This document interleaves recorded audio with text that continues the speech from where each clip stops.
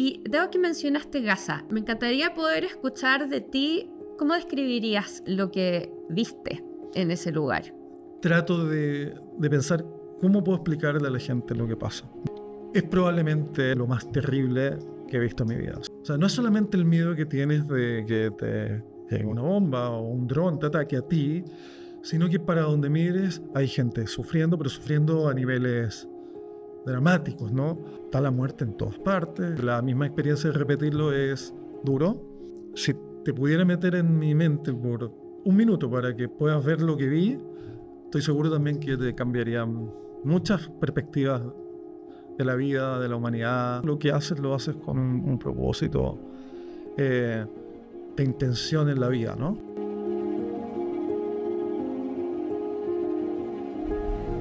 Hola, ¿cómo están? Les doy la bienvenida a este nuevo episodio de Podcast VIAP. VIAP es una comunidad que acompaña tus cambios y desafíos con experiencias, con ideas, con oportunidades. Por eso quiero invitarte a formar parte, suscribirte a nuestro canal de YouTube, seguirnos en Instagram y en Spotify. Y en el episodio de hoy vamos a hablar sobre decisiones de vida, vocación y sobre jugársela por una causa. Por eso quiero darle la bienvenida a Ricardo. Gracias. Ricardo Shelef. Él es constructor civil y coordinador humanitario chileno, trabajando hace 5 años en zonas de crisis alrededor del mundo. Previamente trabajó en Greenpeace y luego se volcó a la ayuda humanitaria, colaborando con organizaciones internacionales como Oxfam y el International Rescue Committee. Y ha estado en terreno en contextos muy importantes como Medio Oriente, Ucrania y África, trabajando en la protección y asistencia a población civil. Y recientemente lo menciono porque es lo que tenemos más en la retina. Ricardo estuvo en Gaza, facilitando el acceso a la entrega de ayuda a población civil en medio del conflicto que todos conocemos y siendo testigo directo del impacto de la guerra en la vida cotidiana de las personas. ¿Está bien la presentación, Ricardo? Sí, tal cual. Oye, Ricardo, muchas gracias por estar acá. Yo supe de tu historia a través de las noticias justamente, donde te acompañaban a Gaza y tú mostrabas sobre tu trabajo. Y me parece muy interesante, un testimonio muy potente que además es muy escaso de encontrar.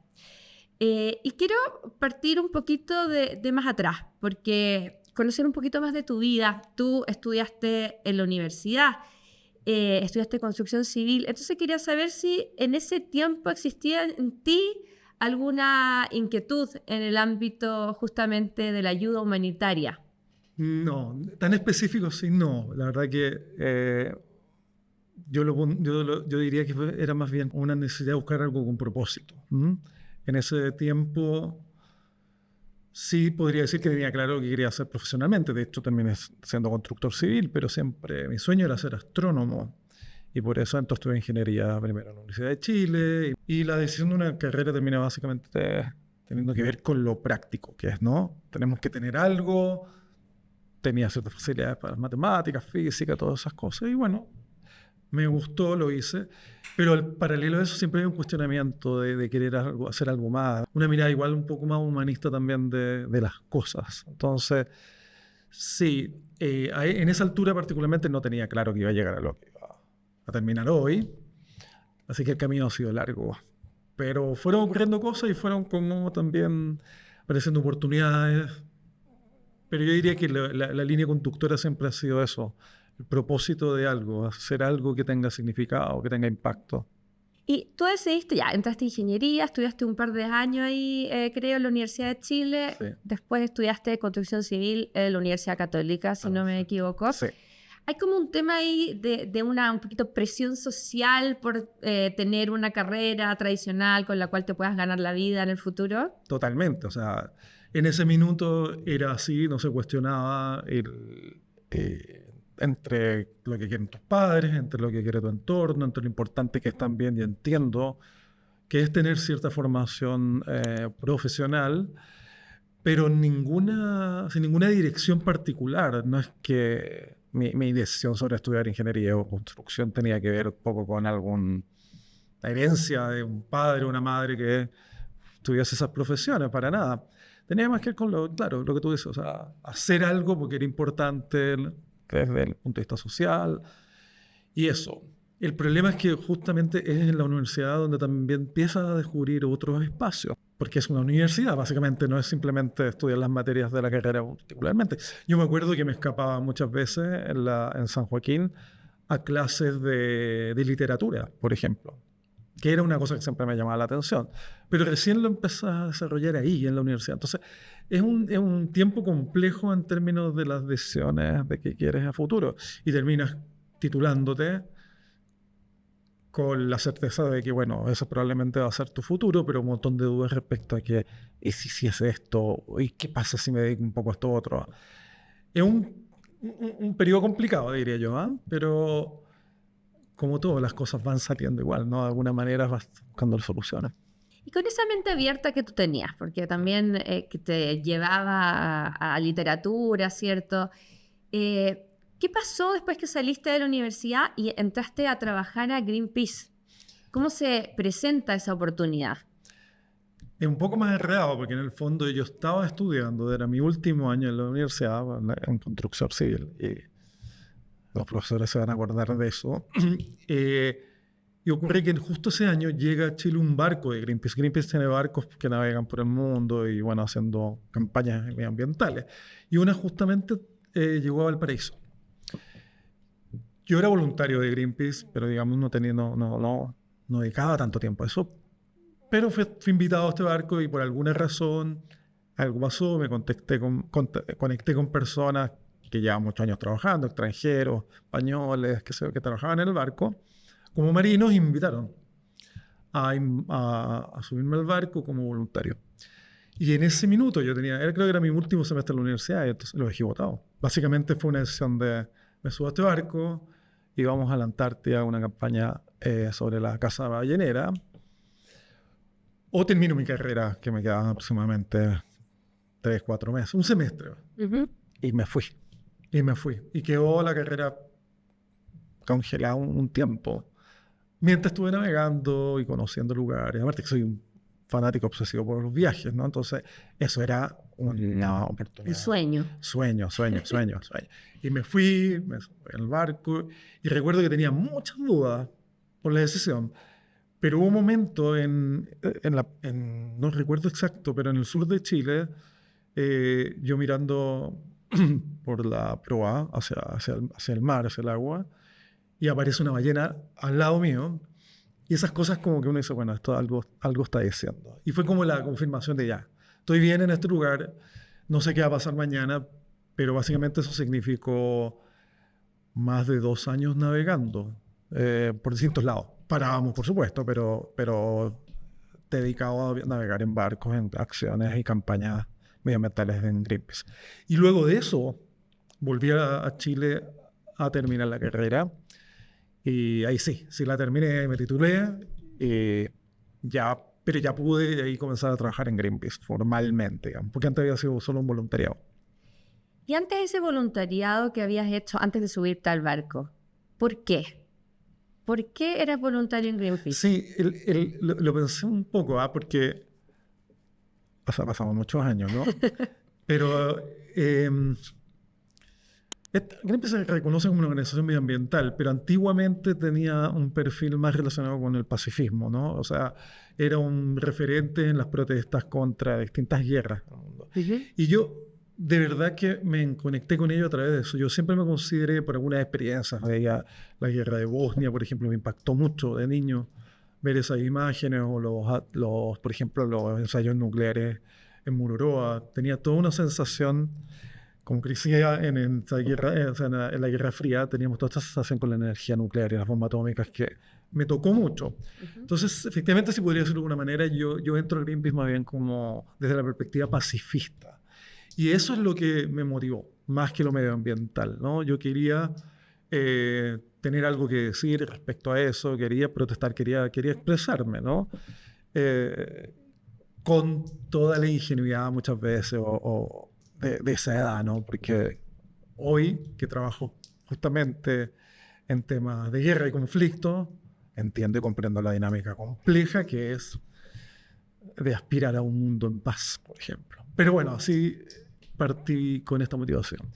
Y después fue girando básicamente porque me empecé a dedicar profesionalmente en Greenpeace como coordinador de campañas medioambientales, girando un poco más los temas medioambientales. Pero el origen siempre fue esa sensación de ser un pacifista, ¿no? En el amplio sentido de la palabra, por supuesto. Entonces acá se junta como esta sensibilidad tuya hacia la paz y también este fanatismo que tú dices por viajar, Sí. viajar y conocer el mundo. Entonces terminaste tu carrera, que fue construcción civil, y ahí entraste a trabajar a Greenpeace, seguramente porque además ya te conocían, ¿no? Exacto, o sea, ya después de estar navegando con ellos, de hecho me ofrecen trabajo, algo que jamás me había imaginado, o sea, jamás iba a pensar que iba a terminar trabajando con ellos, formalmente contratado, e inmediatamente viajando a todas partes, o sea, de hecho después de navegar, claro, visité varios países, mi primer proyecto fue en la India, y fue súper intenso, interesante, fueron casi 6 meses, en el que, bueno, tuvimos... Es una historia larga, pero en el fondo terminamos entrando a una planta química que se había accidentado muchos años atrás, matando a muchas personas. Es un caso conocido, el accidente de Bhopal. Y estuve ahí, intentamos limpiarla. Y bueno, fuimos todos detenidos, todos presos, y me pasé un buen tiempo preso en India, sin poder salir también. Sin poder salir de India porque, bueno, esperando que pasara el juicio. Fue el primer proyecto y fue súper intenso en todo aspecto. Así que ahí me enamoré también un poco de mi trabajo.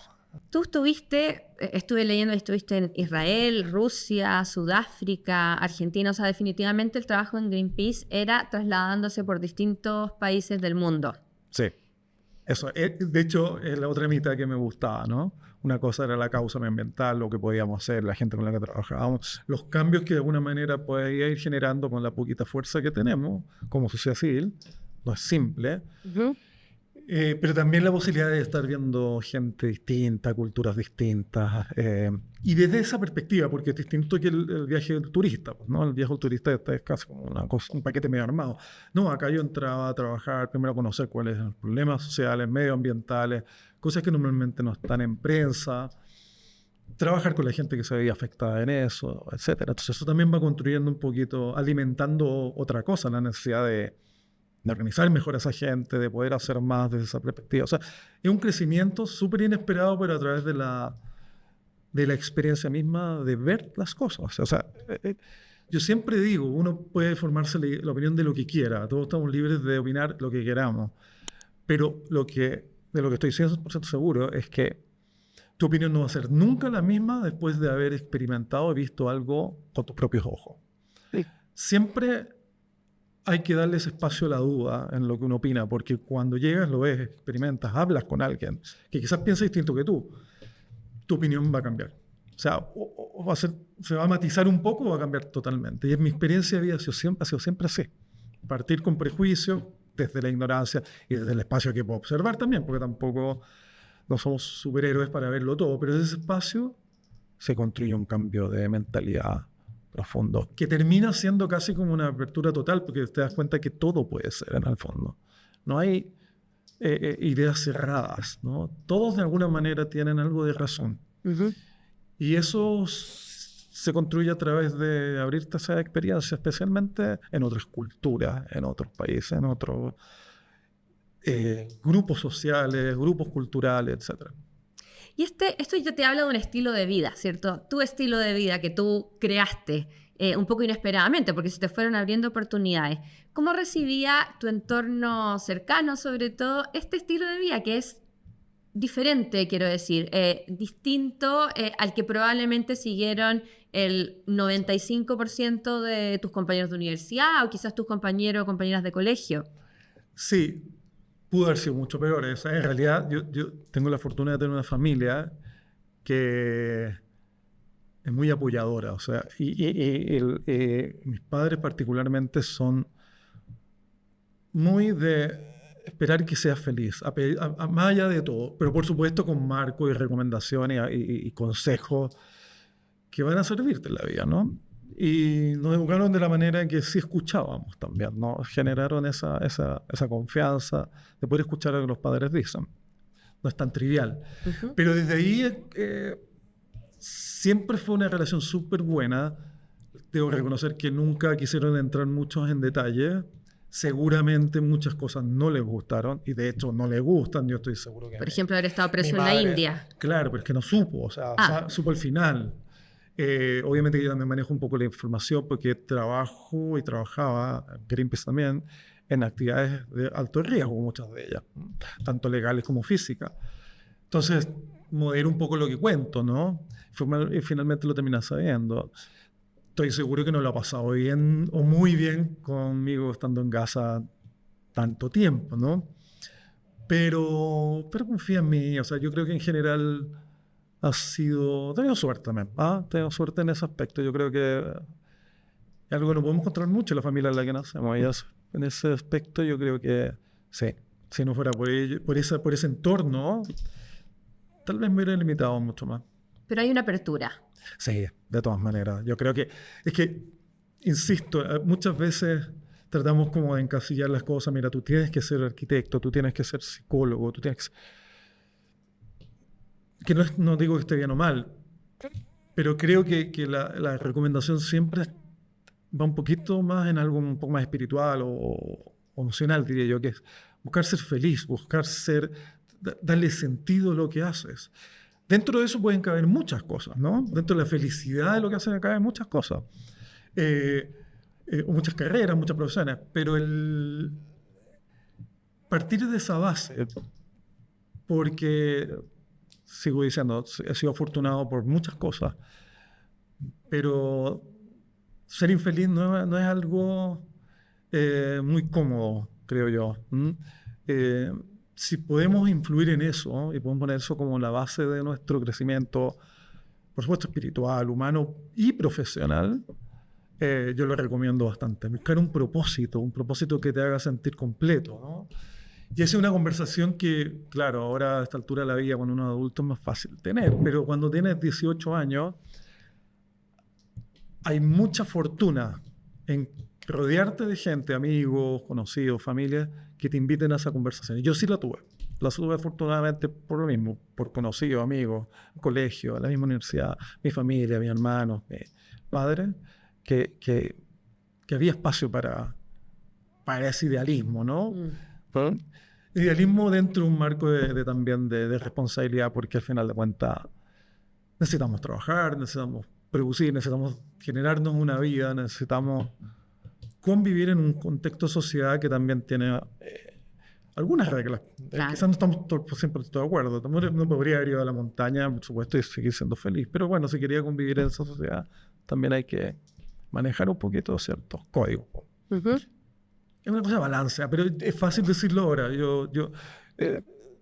otro día pensaba, generalmente, y esto lo vi en una parte, recuerdo era un café que había algo pintado en un muro, en una isla en Tailandia, ahora me acuerdo. Y claro, habían dos formas de hacerse el camino. Normalmente la gente va construyendo algo, se para en ese punto, cuando lo termina salta al siguiente punto y sabe exactamente dónde va a ir el segundo punto. Entonces va uniendo puntos de manera, digamos, lineal, ¿no? Pero hay otra gente que hace cosas, un día esto, al mismo tiempo haciendo otra cosa que probablemente no tiene ni una conexión con aquella. Y te va generando una forma de ver el mundo que inevitablemente todos estos puntos se terminan uniendo en algún momento de tu vida, ¿no? Y eso es un poco lo que me ha pasado a mí. No. He hecho cosas, he sentido cosas, he experimentado cosas, se me han aparecido cosas en la vida también que de alguna manera las voy poniendo en esa especie, como las voy conectando una con otra, pero no de manera intencionada, no hay un plan previo. Es como una cosa un poco más fluida. Más desde la experimentación y de ir probando, quizás. Sí, pero siempre con esto, con lo que te guía, ¿no? Que tiene que ver un poco el propósito. El propósito. ¿Y qué pasa en el año 2020? Porque si bien hablábamos que Greenpeace ya refleja un cierto estilo de vida que tú te has ido creando, En el 2020 tomas una decisión de abocarte a la ayuda humanitaria propiamente. Entonces, ¿cómo llegaste a eso? Claro.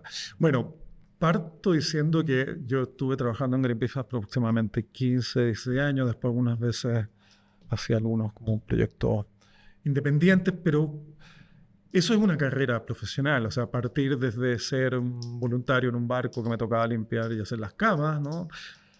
Hasta finalmente ser director regional para Medio Oriente en toda la organización, en la organización internacional y coordinador global de, por ejemplo, de campañas sobre contaminación de plástico en los océanos. O sea, hay una carrera, ¿ya? Hay un trabajo profesional, hay estudios, hay preparaciones, hay todo eso. Entonces, llega un punto también que dice, ¿qué viene después? En términos profesionales, puramente profesionales.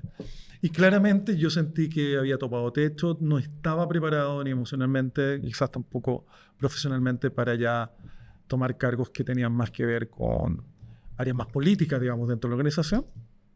No me gustaba, no me sentía muy cómodo, entonces me tocó, y coincide con la pandemia, pensar un poco en qué de lo que ya tengo, qué de lo que ya aprendí, puede ser útil en otra área, en otro rubro, más o menos similares. Por supuesto, no me iba a ir a hacer panes, pero podría, ¿no? Pero iba, más o menos, hice ese proceso.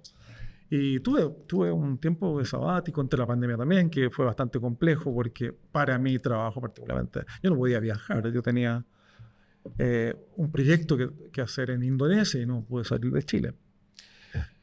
Entonces esa presión, que nunca estuvo en ningún plan, sí me hizo rescatar y pensar, estas son las cosas que yo quiero mover, pero a otro canasto, digamos. Y desde ahí empezar a desarrollarme profesionalmente. Y particularmente tenía que ver también con que yo sentía que todo mi trabajo en el ámbito medioambiental, que me habían fascinado todo, había tocado un poco techo porque lo medioambiental, particularmente en Greenpeace, tiene mucho que ver con legislaciones, con campañas políticas, con influencia, con generación de conciencia. Y a pesar de que es súper necesario, carece de algo práctico, pragmático, algo tangible. Entonces entendí que en el área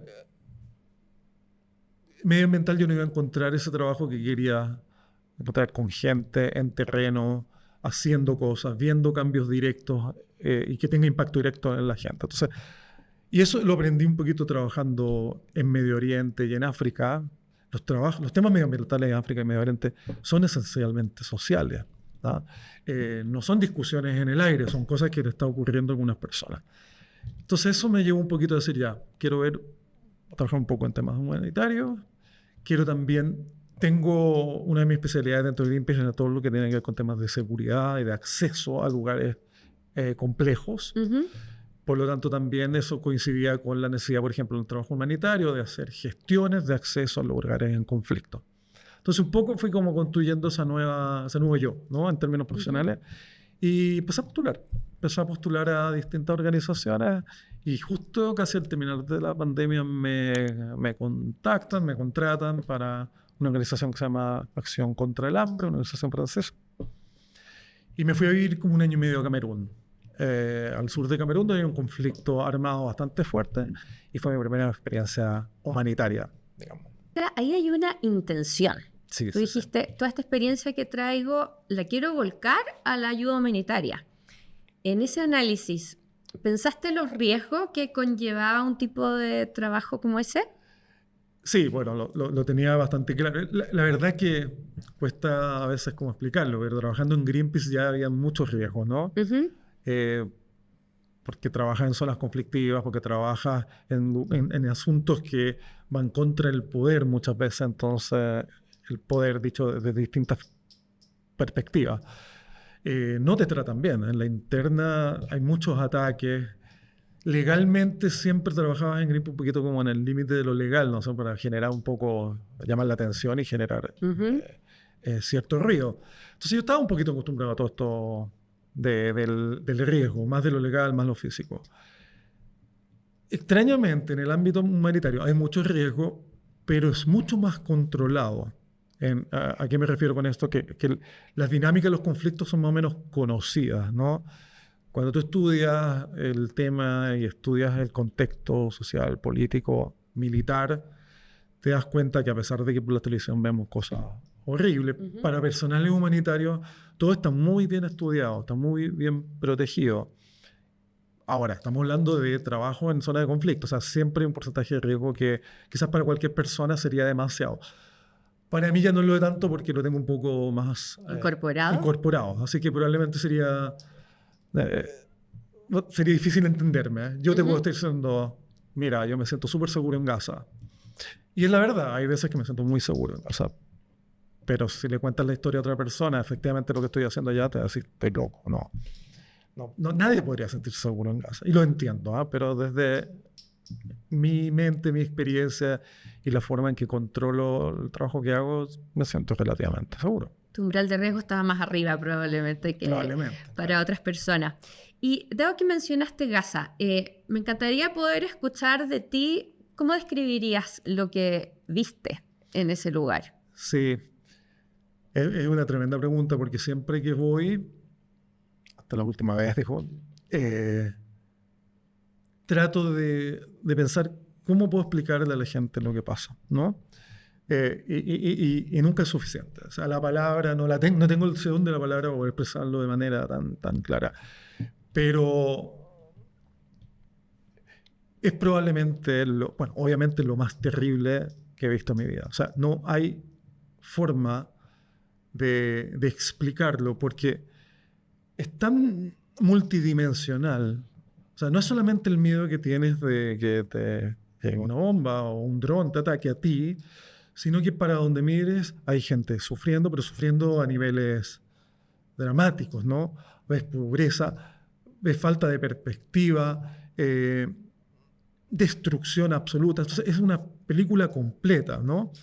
Y lo que es peor, falta de sueños. O sea, está totalmente destruido cualquier idea de qué va a pasar en el futuro, cómo poder construir. O sea, y ahí puedo ir eso es más desde la emoción, pero ahí también puedo ir específicamente a experiencias, cosas, situaciones que ves. O sea, está la muerte en todas partes, está el sufrimiento en todas partes, está la sangre en todos lados, está gritos en todos lados, eso es de todos los días, ¿no?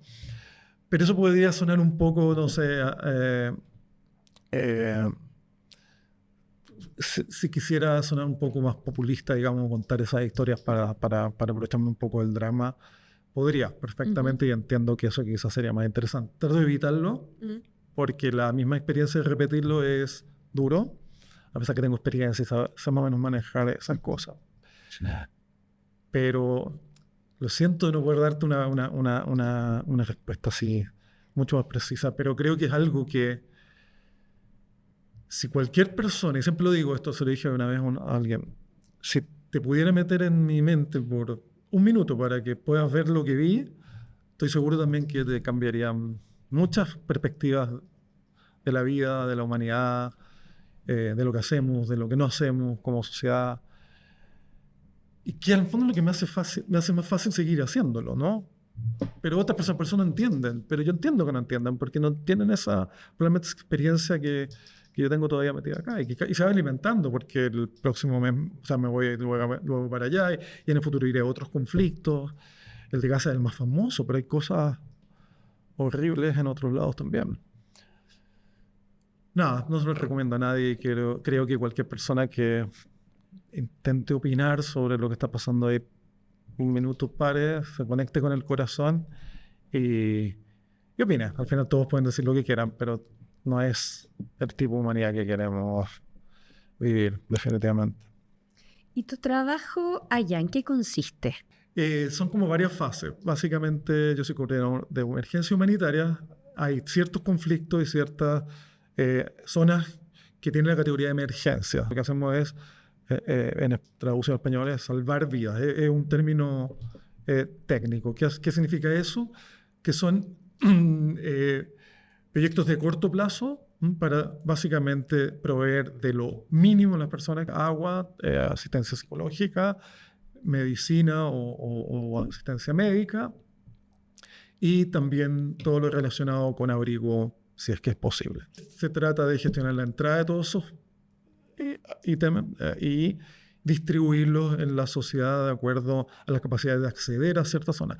Hay 10.000 complejidades ahí, desde entrarlo, hay que gestionar las entradas, hay que clasificar a las personas de acuerdo a grados de necesidad, porque en el fondo hay 2 millones de personas, todos necesitan zapatos.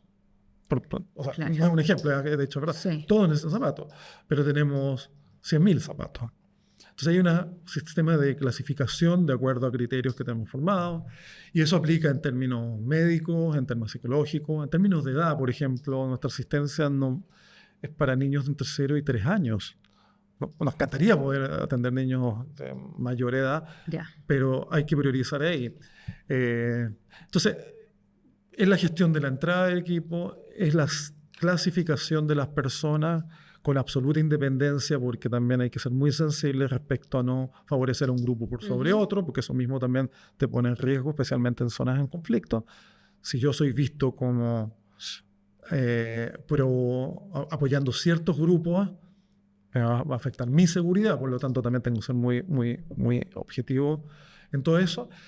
Luego la gestión misma de la entrega, los seguimientos, porque en caso de niños desnutridos, por ejemplo, no se trata simplemente de llegar un día y darle unas barritas de proteínas, sino que tiene que haber un seguimiento, educación a las madres, etc. Y luego la última parte, que yo creo que es en la que gasto el 50% de mi tiempo, tiene que ver con generar las condiciones de seguridad y de negociación con los distintos actores del conflicto para acceder, para estar básicamente en esos lugares, para que sepan que estamos, para que sepan nuestro propósito, para que no nos ataquen por error. Entonces hay que crear y que diseñar un montón de protocolos específicos para ese conflicto que cubran eso, ¿no? Y tú entras con un equipo de personas. Sí. Generalmente es así. Normalmente soy de los pocos extranjeros, porque la verdad es que es mucho más conveniente y siempre el propósito es tratar de potenciar a la gente local. Hay mucha capacidad profesional, de hecho, conocen mucho mejor el contexto, hablan el idioma. Entonces, generalmente somos poquitos los que hacemos el trabajo más como de coordinación y diseño estratégico, y lo otro es más de implementación. ¿Y ustedes están entrenados por estas organizaciones con las cuales tú has trabajado? Claro. O sea, yo tengo varias certificaciones en temas de seguridad de terreno, por ejemplo, capacitación en términos de negociación. Y claro, en mi cargo es distinto, porque yo soy el encargado de eso. Yo soy también instructor. Yo doy esa certificación al equipo antes de que entre. Esa es otra parte de mi trabajo, básicamente, pero ya como ya está hecho, ya estamos funcionando en Gaza bastante bien. Pero el equipo local también, o sea, los tengo que capacitar en distintas cosas como cómo lidiar con un checkpoint, que son básicamente cuando van por la carretera y los paramilitares o grupos armados o gente enmascarada, qué decir, cómo actuar, qué pasa si lo secuestran. Hay un montón de elementos que hay que tener cubiertos. Sí, no. Mucha gente me pregunta a veces, ¿qué puedo hacer para ir y todo eso? Sería fascinante si todos pudiéramos llegar, tomar un avión y ir. El nivel de profesionalismo y de capacitaciones que hay es bastante alto ahí. Y de certificaciones específicas que se necesitan para entrar a esos lugares. No es llegar y entrar, necesitas ciertos criterios, o sea, ciertos estándares. Y cuando tú vas, ¿por cuánto tiempo te quedas? Siempre depende del conflicto. En Gaza particularmente, entre un mes y 6 semanas, la limitación básicamente la pone la salud mental. En términos generales. O sea, puede haber que, por ejemplo, para un cierto lugar las autoridades no te permitan estar ahí más de 2 semanas, por ejemplo. Claro. O en otro caso puede que no haya limitación. Pero internamente, y eso lo he comprobado personalmente, es la salud mental la que manda. La salud mental del equipo, digamos. Tuyo, claro, independiente. O sea, ¿pueden llegar todos juntos e ir retirándose de a uno? No, claro. O sea, sí. Todos tienen derecho a salir cuando quieran, si las condiciones de seguridad lo permiten. Yo estoy forzado a entrar, no estoy forzado a salir cuando me digan.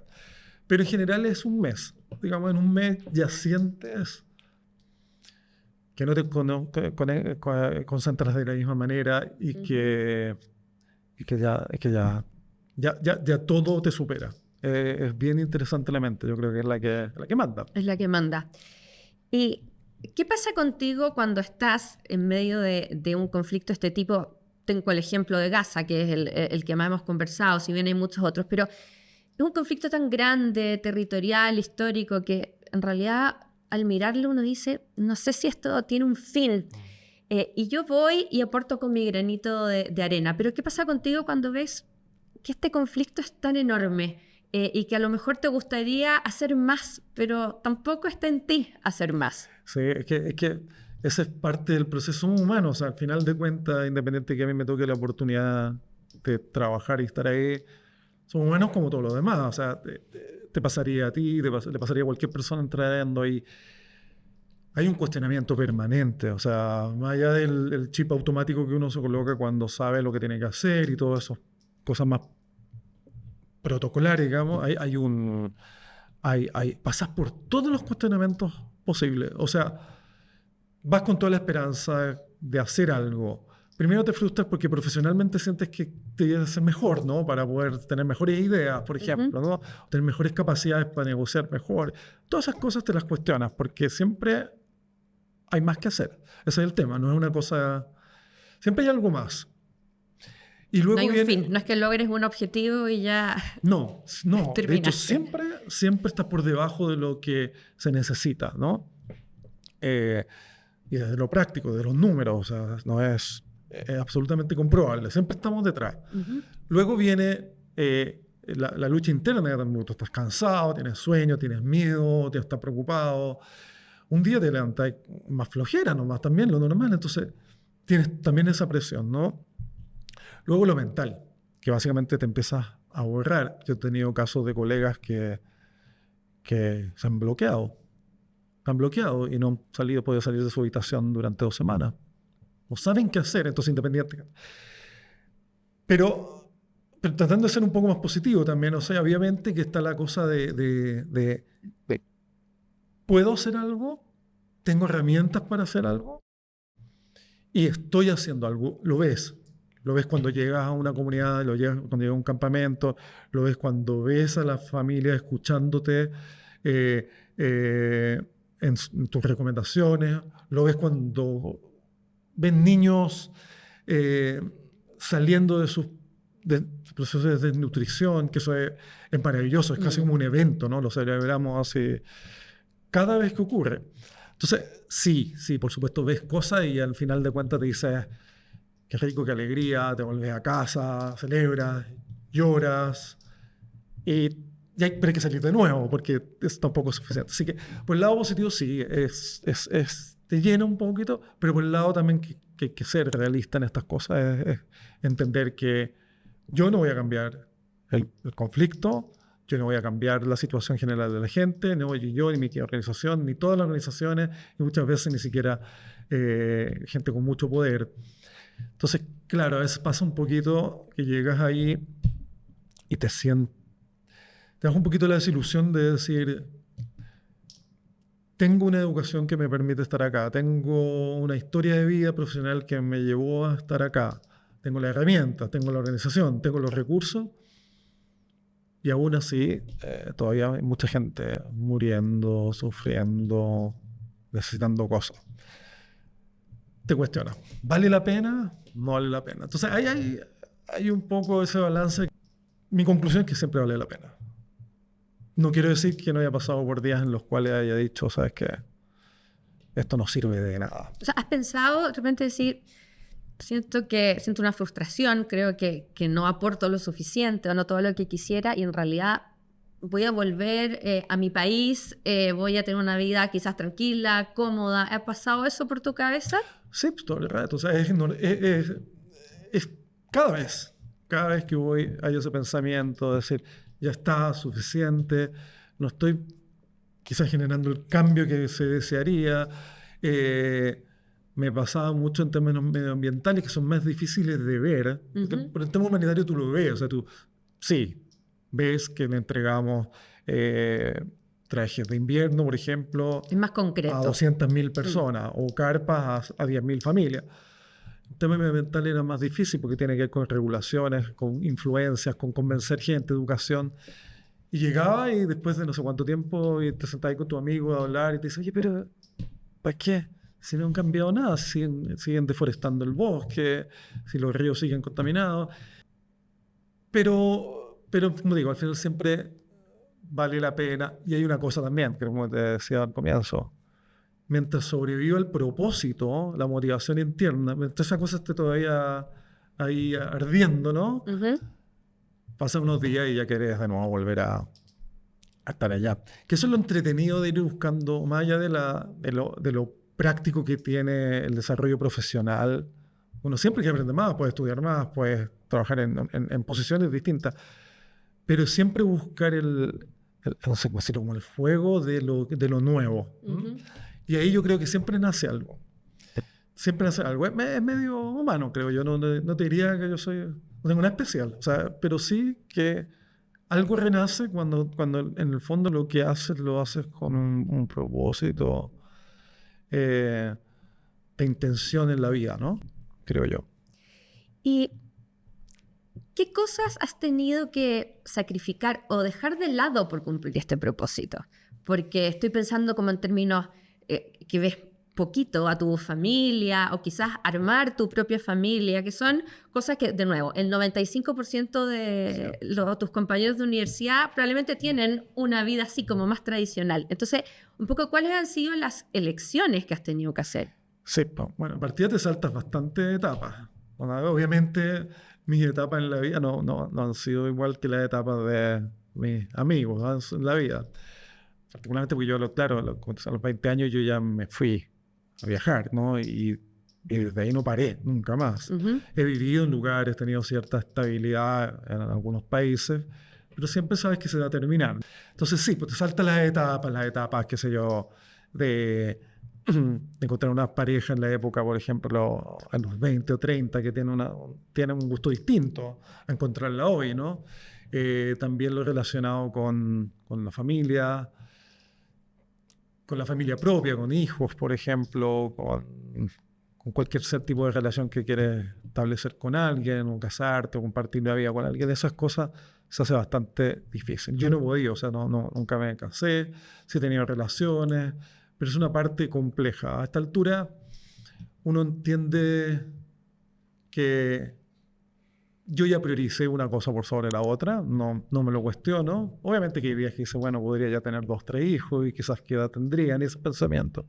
No los tuve, pero por decisión propia también. Y yo creo que lo que va quedando en la vida un poco te lleva a acomodar las cosas, tener relaciones que entiendan este contexto, se puede. Entender, no sé, la paternidad quizás ya pasó, pero conectar con ese sentimiento quizás de otra manera, con otra, no sé, a través de sobrinos o los mismos niños que uno vive, con los que trabaja todos los días, no sé. Me perdí varias cosas, pero gané otras, entonces... Quizás hay un duelo ahí, que lo llamamos duelo a varias cosas de la vida, no solamente a la muerte, pero decir, esto es lo que hice, esto es lo que decidí no hacer, pero creo que en este caso el propósito o el sentido que tú buscabas siempre primó. Sí. Mira, tampoco quiero sonar como esto un cuento de hadas, ¿no? O sea, la vida nunca y para nadie es un cuento de hadas, está lleno de cosas. Entonces, hay un montón de veces en que fue terrible estar lejos, ¿no? Hay un montón de veces que tomé decisiones incorrectas, ¿no? Y pude haber perdido gente justamente porque decidí irme a otro lugar, ¿no? Son decisiones, las decisiones se ganan y se pierden, ¿no? Lo importante es ver un poco en perspectiva y en la suma de decir, bueno, sabes que llegué o estoy llegando, o llegaré todavía, más o menos donde quiero llegar. Pero sí, pues hay un montón de duelos, hay un montón de momentos, dije, un montón de gente que perdí, o un montón de momentos que perdí por no estar, ¿no? Un montón de historias que no las puedo contar con nadie porque las viví solo. Y también hay una cosa bien interesante, ¿sabes? Todo lo que te puedo contar te lo cuento de mí, pero yo sé que tú no lo vas a entender o comprender de la misma manera de si lo hubiésemos visto juntos, por ejemplo. Entonces, sí, pues, es como toda la vida. Hay las partes positivas y partes también que no son tan positivas. La vida no es un cuento mágico de sonrisas, sino que tiene que ver más bien con enfrentarse a las cosas, hacerse cargo de esas cosas, los errores, tratar de no hacerlos de nuevo, ir adaptando la vida en fondo a que voy a ir cubriendo la mayor cantidad de cosas a las que les quieres dedicar tiempo. Súper interesante a todo esto que hablas como del propósito, de las elecciones, que la vida no es perfecta. Si yo te pregunto si has sentido realización en tu trabajo, como raya para la suma. De todas maneras, no creo, no me arrepiento en términos generales de lo que he visto, lo que he experimentado, lo que he aprendido. Para nada. De hecho, es como un check, ¿no? Está hecho, ¿no? Tengo muchas otras cosas más que quiero hacer. O sea, también tengo hobbies, me encanta la fotografía, por ejemplo, y algún tiempo me encantaría poder dedicarle tiempo a eso. Si quizás tal vez esto va para otro lado en algún minuto y quiera dedicarle tiempo a eso. Así que sí, pero afortunadamente a través de mi vida sí me siento súper realizado en cada una de las cosas que he hecho y no tan realizado en las que he ido dejando pendiente, pero bueno, todavía me queda tiempo para quizás hacerlo. Tú dices, me he equivocado, he tenido que hacer elecciones, pero raya para la suma me siento realizado porque es lo que a mí me hacía sentido. Pero sí quiero ser justo, o sea, quiero decir que, porque muchas veces gente escucha historias de vida y uno tiende a contar como la historia, esa historia cerrada, que hace sentido, ¿no? Que cada cosa tuvo que ver con la anterior, y no es nada de eso, o sea, de verdad que ir juntando piezas toma tiempo, es difícil, es complejo, tenemos problemas de toda índole, los procesos son complicados. Al final la historia contada de adelante para atrás es fácil, ¿no? Sí. Uno tiende también a omitir partes que quizás fueron súper complejas en esas decisiones, porque se queda con el dibujo final. No es así, como todo, y yo creo que, bueno, no soy el único, yo creo que todo el mundo sabe y tiene la propia experiencia, son testigos de su propia vida y se dan cuenta que hay cosas que son difíciles. Yo me considero afortunado, yo sé que quizás no me merezco todo lo que he logrado, que he tenido, y sé que también hay gente, porque lo veo con mis propios ojos, que no se merece la vida que tiene, que no ha tenido las mismas oportunidades, no ha tenido la misma fortuna, por diversas razones, pero externas, y no pueden estar contando la misma historia de la manera que yo la estoy contando. Entonces también darle espacio a esa versión, ¿no? De que mucho, y no, yo diría la mayoría de la gente, no se merece la vida que tiene, te merece una vida mucho mejor simplemente por el simple hecho de ser humanos, ¿no? Pero claro, nacen en contextos complejos, nacen bajo una guerra, bajo familias con ciertas dificultades. Así que para eso también un poco el mensaje de apoyo, ¿no? De que si podemos ayudarlos a vivir mejor, a estar mejor, los más afortunados, los que tenemos la ventaja de haber nacido con condiciones que ni siquiera me las preguntaron, ayudarlos a ellos sería, es casi como una obligación moral, ¿no? Digo, yo no sé, por ahí ya de opción personal. Y Ricardo, ¿cuál es tu próximo proyecto? Sí, bueno, o sea, pronto vuelvo a Gaza, vuelvo a Medio Oriente. No sé si voy a poder entrar a Gaza esta vez porque hay una prohibición para las organizaciones humanitarias. Personal extranjero ya no puede entrar a Gaza, así que lo veo bastante difícil. Pero de manera trabajo desde Jordania, que es lo más cerquita, y eso va a ser lo primero, lo inmediato. Lo más probable es que luego, durante este año, empiece a trabajar un poco más en Ucrania, que bueno, hay otro conflicto, otras condiciones, otro contexto distinto, pero probablemente ese va a ser mi foco este año. Y ya luego viene qué va a pasar más adelante. Eso todavía no sé, pero sé que ya estoy como en la parte final de un proceso en el que necesitaba, desde la experiencia, trabajar y aprender lo que operativamente pasa en el terreno, ¿no? Ujú.